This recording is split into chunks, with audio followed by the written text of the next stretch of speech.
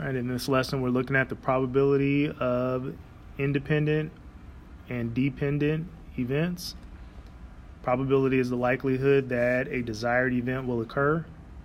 The probability of a simple event is the number of successes, the number of times that that event actually occurs, the desired event occurs, divided by the number of possible outcomes.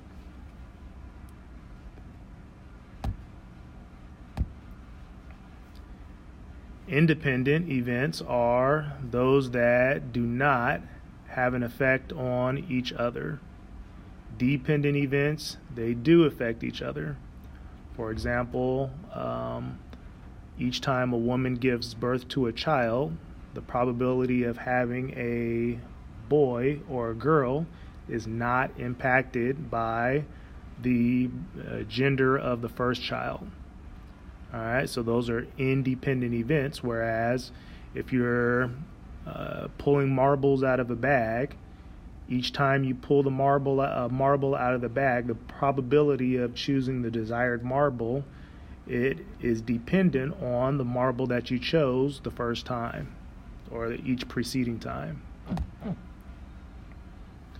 Complement means not. So if you're trying to find the complement of event, you're trying to find the probability that that event will not occur.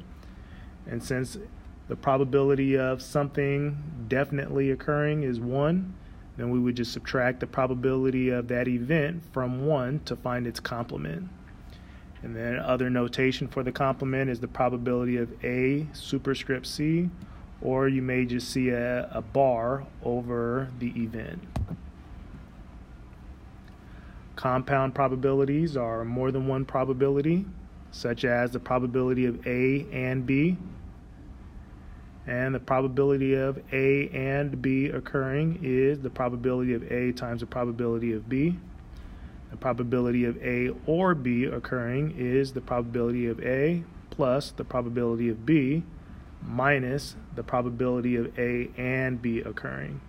And keep in mind that if the two events are independent, then the probability of A and B occurring is going to be 0. Conditional probabilities. Conditional probabilities, the way that this is actually read is the probability of A given that B has already occurred. So the probability of B occurring is going to be impacted by the probability of A if they are dependent events. So the probability of A given B is the probability that both events occurred divided by the probability of the second event, the given event B. In this example, we're looking for the probability of, or we're trying to determine whether these events A and B are independent or dependent. Since we're given the probability of A and B, then if those two events are independent, then the probability of A times the probability of B will equal the probability of A and B.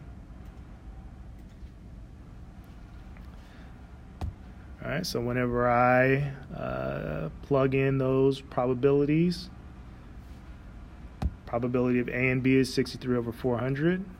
Probability of A is 9 over 20, B is 9 over 20. When I multiply 9 over 20 times 9 over 20, I do not get 63 over 400. So that tells me that these are dependent. They are not independent. Next, we are told that A and B are both independent events, and we're trying to find out what the probability of B is. So we just use that same formula. Probability of A and B is the probability of A times the probability of B.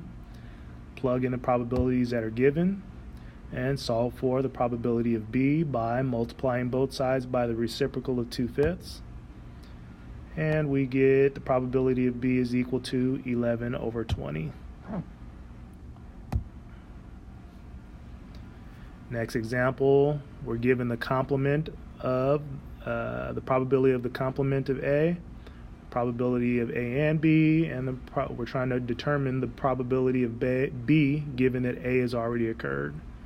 So first thing we need to find is the probability of A by subtracting its complement from 1. So the probability of A is 1 minus the probability of not A, which is 3/10. And then we just use the formula for conditional probabilities. Probability of B, given that A has already happened, is the probability of A and B, or the intersection of those two events, divided by the probability of A. So once we plug in the probability of A and B and divide it by the probability of A, we can cancel the 3 and 33, 10 and 200 to get 11 over 20. And in this last example, a bag contains 3 marbles and 3 red marbles and 6 blue marbles.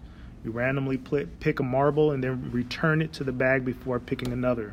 Both the first and second marbles are red. All right, first we need to determine whether these are independent or dependent events. Now, since we are returning the first marble to the bag, each one of these events are going to be independent of each other. All right, because it's going to be the same makeup of marbles in the bag on the first pick, then it will be on the second pick. So these are independent. And so to find the probability that the first and the second are both red, the probability of picking a red marble on the first pick is 3 over 9. Probability of a red marble on the second pick, since we've returned that first red marble to the bag, is going to be also 3 over 9, or 9 over 81, 1/9.